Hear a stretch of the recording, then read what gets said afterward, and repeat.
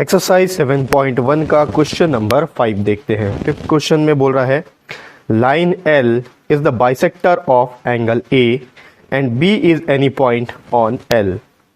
BP and BQ are perpendiculars from B to arms of angle A. See figure 7.20. Show that पहला बोल रहा है triangle APB is congruent to triangle AQB और दूसरा दिया है BP is equals to BQ और B is equidistant from the arms of angle A.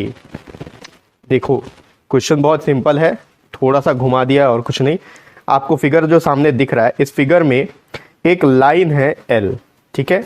अब ये जो लाइन L है ये क्या कर रहा है, एक एंगल को बाइसेक्ट कर रहा है जिसका नाम एंगल A है। एक एंगल है, इसको बाइसेक्ट कर रहा है, यानी कि एंगल A को दो इक्वल पार्ट में डिवाइड कर रहा है। अब इस लाइन L पे एक पॉइंट है B।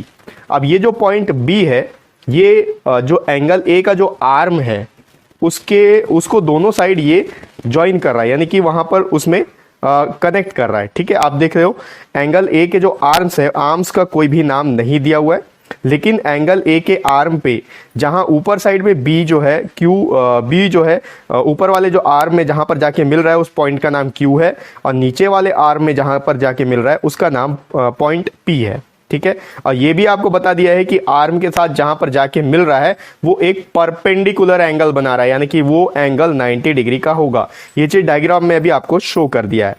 अब आपको ये क्वेश्चन में पूछ रहा है कि यहां पर आपके सामने दो ट्राइंगल फॉर्म हो रहे हैं। एक है ट्राइंगल APB जो नीचे वाला ट्राइंगल है और दूसरा जो ट्राइंगल है AQB ये ऊपर वाला ट्राइंगल है। ये दोनों ट्राइंगल आपस में कॉन्करेंट है, ये आपको प्रूफ करना है, पहला पॉइंट। सेकेंड पॉइंट में आपको ये बोल रहा है कि जो BP और BQ है ये दोनों आपस में इक्वल है, ये चीज भी आपको प्रूफ करना है। अब जो सेकेंड वाला पॉइंट अगर आप देखोगे तो सेकेंड पॉइंट में एक चीज और बोला है कि B is equidistant from arms of angle A। Equidistance का मतलब इक्वल डिस्टेंस। कहां पे? Arms of angle A। Angle A से लेकर एंगल Q और एंगल A से लेकर पॉइंट Q और पॉइंट P तक जहां पर B जो ज्वाइन हो रहा है, ठीक है, BP या BQ। वैसे तो सिंपली आपको समझा दिया है कि BP और BQ को इक्वल है, ये आपको प्रूव करना है, लेकिन सेंटेंस में दिया है कि B is equidistant from the arms of angle A, यानी कि पॉइंट B से लेकर Q तक, पॉइंट B से लेकर P तक डिस्टेंट इक्वल है, ये भी आपको प्रूफ करना है। मतलब एक ही है दोनों का कि BQ और BP इक्वल है, ये चीज आपको प्रूफ करना है। लेकिन एग्जाम के टाइम पे अगर ये सेंटेंस आपको दे दे, स्टेटमेंट दे दे कि B is equidistant from the arms of angle Q, ये चीज प्रूफ करो, तो आपको पता होना चाहिए इसका मतलब ये है कि BP और BQ इक्वल है, ये आपको प्रूफ करना है, ठीक है। तो कैसे सॉल्व करेंगे इसको, चलिए व्हाइट बोर्ड पे देखते हैं। तो देखो इस डायग्राम में जो कुछ भी है, इस क्वेश्चन में जो कुछ भी है वो गिवन है। यहां पर मैंने लिख लिया है कि एक लाइन है L और वो लाइन क्या कर रहा है, इस एंगल को, एंगल A को बाइसेक्ट कर रहा है, यानी कि ये जो ऊपर वाला एंगल है और ये जो नीचे वाला एंगल है ये इक्वल है, ठीक है। सपोज मैं इसको मान लेता हूं ये एंगल A तो नहीं, इसको अपन 1 मान लेते हैं। ये एंगल 1 है, ये एंगल 2 है, तो एंगल 1 एंगल 2 आपस में इक्वल हो गया क्योंकि ये जो लाइन है इस एंगल को बाइसेक्ट कर रहा है, ठीक है। इसके बाद आपको बोला BP और BQ जो है वो एंगल A के आर्म्स पर परपेंडिकुलर है, ठीक है। तो यहां पर देखो ये BP BQ ये जो है एंगल A का जो आर्म है इसके ऊपर परपेंडिकुलर है, यानी कि ये 90 डिग्री, और यहां पर भी ये 90 डिग्री जो फॉर्म करेगा, यहां पर नहीं करेगा, ये 90 डिग्री यहां पर फॉर्म हो रहा है, ठीक है। तो एंगल Q और एंगल P दोनों 90 डिग्री का है। अब आपको क्वेश्चन में बोला है कि आप प्रूफ करो कि जो नीचे वाला ट्राइंगल है एंगल APB और ऊपर वाला ट्राइंगल है एंगल AQB, ये दोनों आपस में कॉन्करेंट है, ठीक है। तो बहुत सिंपल है, कुछ चीजें तो हमको यहीं से पता चल गई हैं। सबसे पहला तो आप देखो ये इस ट्राइंगल में और इस ट्राइंगल में ये दोनों एंगल आपस में इक्वल है, ठीक है। दूसरा ये परपेंडिकुलर, ये भी परपेंडिकुलर, यानी कि ये दोनों 90 डिग्री के हैं, ये भी आपस में इक्वल हो गए। और तीसरा चीज AB, ठीक है, वो साइड है जो कॉमन साइड है, तो हमने कॉन्करेंट तो ऐसे ही प्रूव कर सकते हैं, बहुत सिंपल है। In triangle APB and triangle AQB angle 1 is equals to angle 2। क्यों? क्योंकि जो L है, लाइन L बाइसेक्ट कर रहा है एंगल A को, ठीक है। अब उसके बाद एंगल 1 एंगल 2 हो गया। अब एंगल P और एंगल Q भी इक्वल है, क्योंकि क्वेश्चन में बता दिया है कि BP और BQ जो है परपेंडिकुलर है किसके ऊपर, इसके आर्म्स के ऊपर, एंगल A के आर्म्स के ऊपर। तो हम लिख लेंगे angle P is equals to angle Q because they are perpendicular on arms of angle A। ठीक है। अब एक चीज और है, ऊपर वाले ट्रायंगल में भी और नीचे वाले ट्रायंगल में भी दोनों जगह ए बी आ रहा है। ठीक है, ए पी बी और A Q B, A B दोनों जगह आ रहा है। तो A B is equals to A B. क्या रीजन लिखोगे, कॉमन साइड। ठीक है।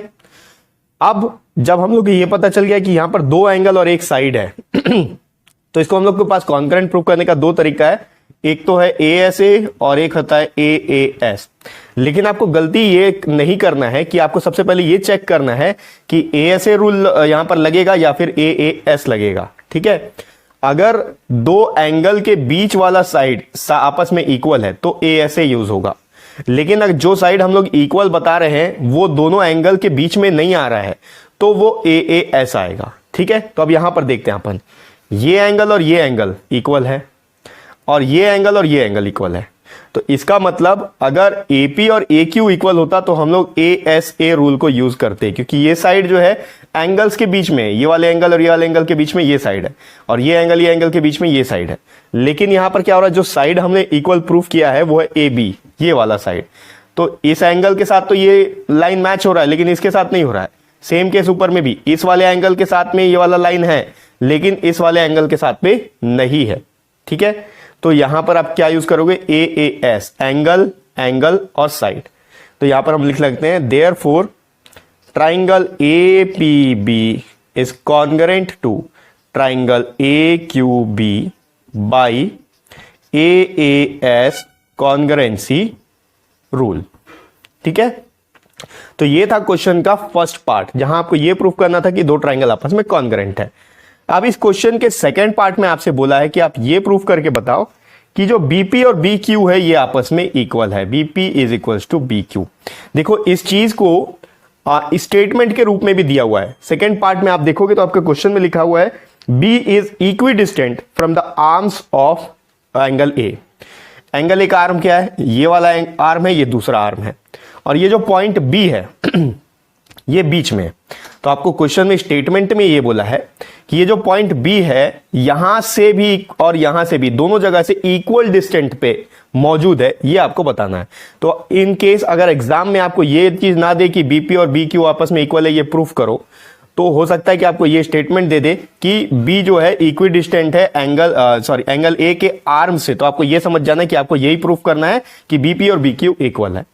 अब यहां पर BP और BQ इक्वल है, ये चीज बताने के लिए आपको कोई अलग से कुछ डेरिवेशन करने की जरूरत नहीं है।